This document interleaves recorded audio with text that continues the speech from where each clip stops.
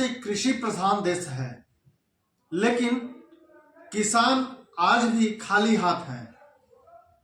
ये किसानों का कहना है कि किसान फसल बोने से लेकर काटने तक और काटने से लेकर घर लाने तक इनकी जो लागत है वो भी नहीं मिल पाती है,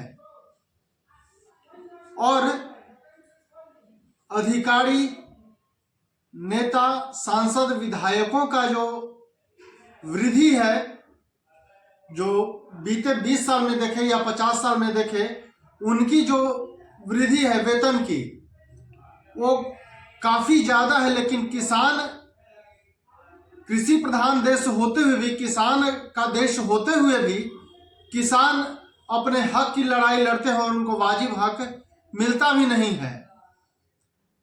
और हम बात कर रहे हैं राजधानी पटना से सटे बिहटा का, जहां बियाडा ने कई एकड़ जमीन लिया है बिहार सरकार के माध्यम से। अम्हारा, दयालपुर, दिलावरपुर, दौलतपुर, डुमरी, सिकंदरपुर सहित कई गांव के किसानों का जमीन बियाडा ने लिया है और कई वर्ष बीत चुके हैं, लेकिन आज तक किसान खाली हाथ है। उचित मुआवजा नहीं मिला है।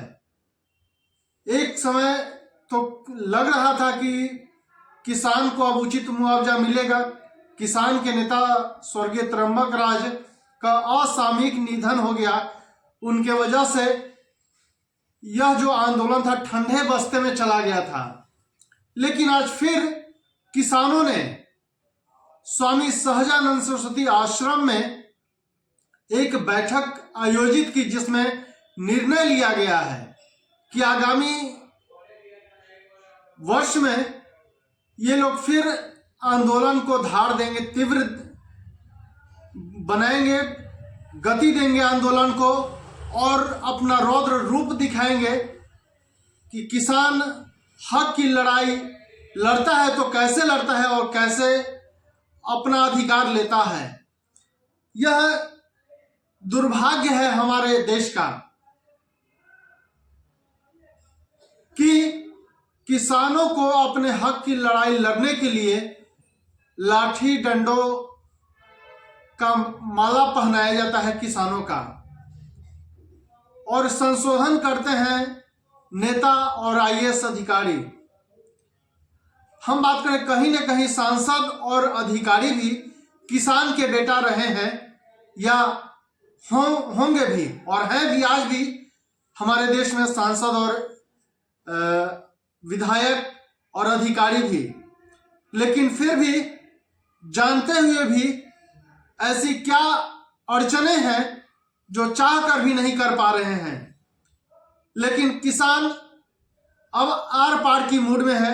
अब किसान किसी की सुनने वाला नहीं है। किसान एक सरल स्वभाव के होते हैं, सहज स्वभाव के होते हैं। एक बैल जो है उसको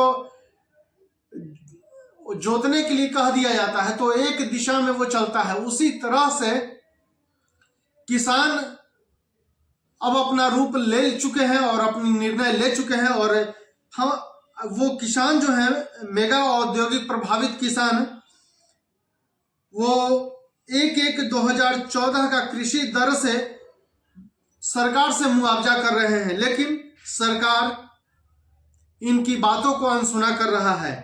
और इन्होंने निर्णय लिया है कि 11 जनवरी 2024 से अनिश्चितकालीन धरना प्रदर्शन करेंगे। और 2024 में लोकसभा चुनाव भी है, यानी कि किसानों ने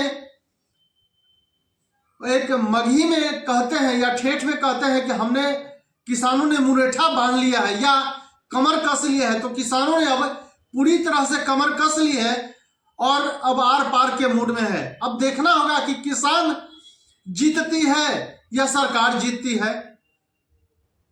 लेकिन अगर किसान जीतेगी तो सरकार को कहीं ना कहीं लाभ तो जरूर मिलेगा,